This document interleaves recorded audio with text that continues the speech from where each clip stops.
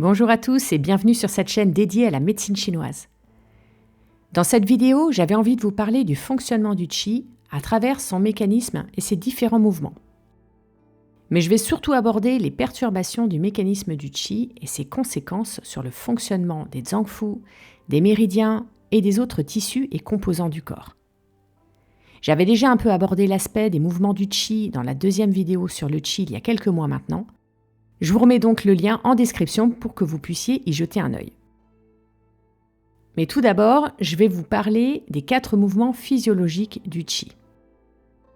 Le concept de mécanisme du qi s'appelle qi-ti en chinois. C'est le processus des mouvements du qi dans toutes les parties du corps. Les zangfu, les cavités des 3 réchauffeurs, la peau, les tissus, les muscles, les articulations. Pour qu'une personne soit en bonne santé, il faut que le qi circule librement. A contrario, quand le qi est bloqué, déficient ou en excès, les déséquilibres et les maladies apparaissent. Il existe 4 mouvements fondamentaux du qi: la montée, la descente, l'entrée et la sortie. Les mouvements sont regroupés sous la forme de montée-descente et entrée-sortie. Ce mécanisme, c'est comme un vaste système de voies dans lesquelles il faut réguler la circulation de l'énergie des substances du corps. L'équilibre entre le yin et le yang joue un grand rôle pour garantir une circulation harmonieuse du qi. Les mouvements de montée-sortie sont yang et les mouvements de descente et entrée sont yin. En quoi le mécanisme du qi est important ?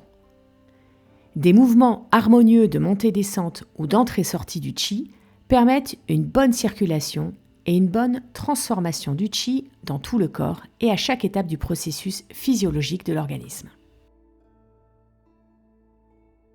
Ces mouvements sont donc essentiels puisqu'ils garantissent au final la bonne production de qi et de sang, ainsi qu'une bonne gestion du métabolisme des liquides organiques.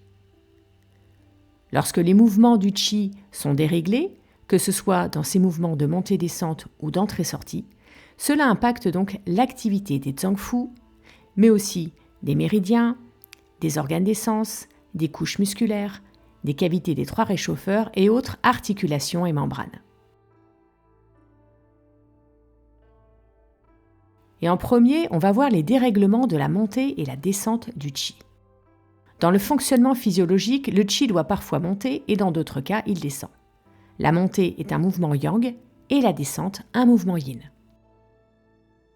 Mais qu'est-ce qui peut perturber la montée et la descente du qi ?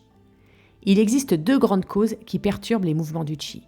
Les mauvaises habitudes alimentaires, c'est-à-dire le fait de manger trop vite, de travailler juste après le repas ou même de manger pendant qu'on travaille. Et la deuxième cause, ce sont les excès émotionnels qui perturbent tous les mouvements du qi de manière globale. La montée et la descente peuvent donc aussi être impactés. Mais alors qu'est-ce qui se passe quand le ou les mouvements du qi des zangfu se dérèglent ? Chaque zangfu a un mouvement de circulation du qi qui lui est propre. Le but, c'est de permettre le bon fonctionnement et la transformation du qi afin de produire et faire circuler le qi et le sang. Mais avant de poursuivre organe par organe, il faut retenir qu'il y a 2 organes majeurs dans les mouvements de montée et descente du qi, c'est rate et estomac. À eux seuls, ils garantissent la régulation de l'ensemble des mécanismes du qi. Le mouvement naturel du qi de la rate, c'est la montée. Elle envoie le pur aux poumons et au cœur afin de produire le qi et le sang. Si le qi de la rate descend au lieu de monter, la production du qi sera perturbée. La rate ne pouvant faire monter le pur au réchauffeur supérieur, cela peut entraîner un vide de qi, mais aussi des selles molles, des prolapsus d'organes, etc.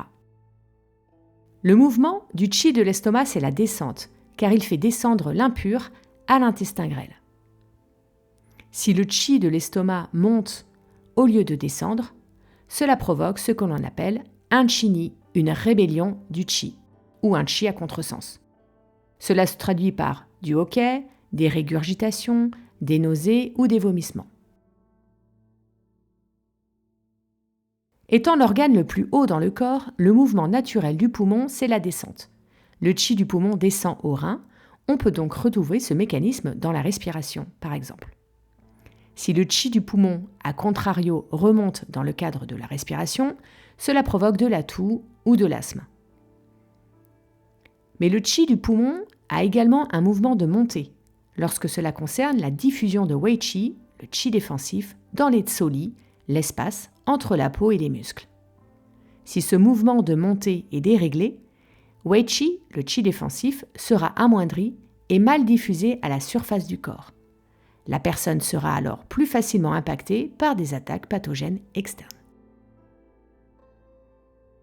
Le mouvement naturel du Qi du cœur, c'est la descente. Le Qi du cœur descend au rein pour garantir l'équilibre corporel, la transformation du yin en yang et inversement. Le feu descend rejoindre l'eau. Si le Qi du cœur monte au lieu de descendre, cela perturbe le Shen, l'esprit, ce qui entraîne de l'anxiété ou des troubles du sommeil. Le Qi du foie a un mouvement de montée. Alors attention, il ne faut pas confondre avec sa fonction qui permet de la libre circulation du Qi dans le corps. Dans son mouvement de montée, il aide notamment la rate à faire monter le pur issu des aliments et des boissons, et l'estomac à faire descendre l'impur. Mais le Qi du foie monte également au cœur, aux poumons et aux yeux. Si le Qi du foie ne monte pas au cœur normalement, ce sont les aspects Run et Shen du foie et du cœur qui sont perturbés, entraînant des troubles émotionnels et des troubles du sommeil. Comme le poumon, le Qi du rein a deux mouvements. D'abord, il a un mouvement de descente dans sa relation avec la vessie afin de favoriser l'émiction. Si le Qi du rein descend mal, le système urinaire est impacté. Mais le système respiratoire aussi, car si le Qi descendant du poumon, issu de la respiration, n'est pas saisi, cela entraîne de l'essoufflement et de l'asthme. Le Qi du rein a aussi un mouvement de montée, notamment pour que le yang du rein puisse vaporiser les liquides et les faire monter aux poumons. Si le Qi du rein ne vaporise pas les liquides, la personne va avoir la bouche, la gorge sèche, une toux sèche.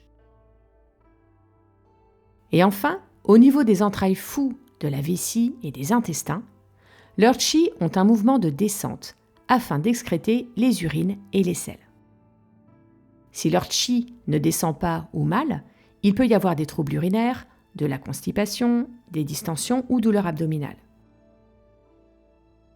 Mais il n'y a pas qu'au niveau des Zangfu que les mouvements de montée et descente du Qi ont une répercussion. Concernant les méridiens, ces deux mouvements peuvent aussi être perturbés. La circulation du Qi dans les méridiens peut être impactée par des attaques pathogènes externes ou par des traumatismes et des blessures. La conséquence, le Qi est bloqué, il stagne, ce qui engendre de la douleur. Au niveau tendinomusculaire, à la palpation, on pourra même observer et ressentir une flaccidité ou une raideur musculaire. Autre exemple, si on regarde ces phénomènes pathologiques de montée-descente du Qi au niveau des organes des sens, on peut aussi observer les conséquences d'une mauvaise circulation du Qi à ce niveau-là. Les orifices purs tels que les yeux, les oreilles, le nez et la bouche dépendent de la montée du Qi car ils ont besoin d'être nourris et humidifiés par le yang clair pour fonctionner correctement. Au niveau des yeux, si le Qi ne monte pas, la vision sera trouble. Si le Qi ne descend pas, les yeux seront secs, collants, avec même de la douleur oculaire. Au niveau des oreilles, si le Qi ne monte pas, on va avoir des difficultés à entendre. Si le Qi ne descend pas, il va y avoir une production excessive de cérumen. Au niveau du nez, si le Qi ne monte pas, il va y avoir une diminution, voire une perte d'odorat. Et si le Qi ne descend pas, le nez sera bouché ou il y aura trop d'écoulement nasal. Et enfin, au niveau de la bouche, si le Qi ne monte pas, il peut y avoir une absence de sens du goût. Et si le Qi ne descend pas, la bouche peut être pâteuse. Après la montée-descente du Qi, les deux autres mouvements qui peuvent être déréglés sont l'entrée et la sortie du Qi. Souvent, on parle d'entrée ou sortie excessive du Qi. Cet aspect d'entrée et sortie concerne particulièrement la circulation, la transformation et l'excrétion des liquides, ce qui génère de l'humidité et des mucosités quand celui-ci est déréglé. On peut observer ces dérèglements au niveau des tsoli, dans l'espace compris entre la peau et les muscles, les organes, via leur tissu corporel, les cavités des trois réchauffeurs, mais aussi dans les articulations et les membranes. L'espace entre la peau et les muscles, qu'on appelle tsoli, correspond à une couche énergétique située à la surface du corps. C'est notamment dans cet espace que circule Wei Qi, le Qi défensif, mais aussi la transpiration. Une sortie excessive du Qi dans les tsoli entraîne un resserrement trop important de cet espace. Si une personne subit une attaque pathogène externe, le processus d'ouverture et de fermeture des pores est bloqué. Cela va engendrer une forte fièvre. Si l'entrée du Qi est excessive, les pores de la peau vont être relâchés, trop ouverts. Wei Qi ne peut plus circuler correctement. La personne sera facilement sujette aux attaques pathogènes externes.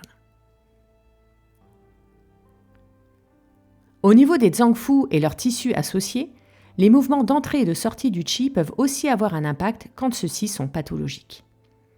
Une entrée excessive au niveau de la peau, on l'a vu avec les tsoli, entraîne un resserrement trop important. Une sortie excessive, à l'inverse, entraîne un relâchement de l'espace entre la peau et les muscles. Une entrée excessive au niveau des muscles et des chairs entraîne une raideur musculaire et une sortie excessive, elle, engendre une flaccidité des muscles. Une entrée excessive au niveau des tendons provoque des crampes et des contractures. A l'inverse, une sortie excessive engendre des tendons mous, la personne sera plus facilement impactée par les blessures. Une entrée excessive au niveau des vaisseaux entraîne un durcissement des vaisseaux sanguins, alors qu'une sortie excessive provoque un relâchement des vaisseaux sanguins. Une entrée excessive au niveau des os induit des transpirations nocturnes nombreuses. A contrario, une sortie excessive provoque des stases de sang. Il existe également des dérèglements au niveau des cavités du triple réchauffeur. Le triple réchauffeur est constitué de 3 grandes cavités. Le réchauffeur supérieur, c'est-à-dire la poitrine, le réchauffeur moyen ou médian, l'épigastre et le haut de l'abdomen, et le réchauffeur inférieur, la partie basse de l'abdomen, l'hypogastre et la région pelvienne. Physiologiquement, le Qi doit pouvoir circuler harmonieusement dans ces 3 cavités, que ce soit de manière verticale, montée-descente, ou horizontale, entrée-sortie. L'une des grandes fonctions du triple réchauffeur concerne la régulation, la transformation, le transport et l'excrétion des liquides. Un dysfonctionnement dans ce processus, notamment au niveau des mouvements d'entrée et de sortie du Qi, entraîne donc des phénomènes pathologiques qu'on appelle mucosité, humidité. Pour conclure, on vient d'explorer les mécanismes pathologiques du Qi en médecine chinoise, en soulignant le rôle essentiel des mouvements de montée-descente et d'entrée et sortie du Qi pour le maintien de la santé. On l'a vu, ces 4 mouvements du Qi doivent être équilibrés pour garantir une circulation fluide et harmonieuse de l'énergie. Des perturbations dans ces mouvements peuvent entraîner des déséquilibres variés, affectant non seulement les organes internes, les zangfu, mais aussi les méridiens et de nombreuses structures corporelles. Des causes telles que les habitudes alimentaires inadéquates, les émotions excessives ou encore les attaques pathogènes externes peuvent bloquer ou dérégler ces mouvements. La compréhension des mécanismes pathologiques du Qi est donc cruciale car elle permet d'identifier les causes de ces déséquilibres pour mieux les corriger et favoriser ainsi une circulation harmonieuse du Qi. Et voilà, merci beaucoup pour votre fidélité. N'hésitez pas à poser vos questions dans les commentaires, à liker et à partager cette vidéo. Et bien sûr, je vous dis à bientôt pour une nouvelle vidéo sur la médecine traditionnelle chinoise.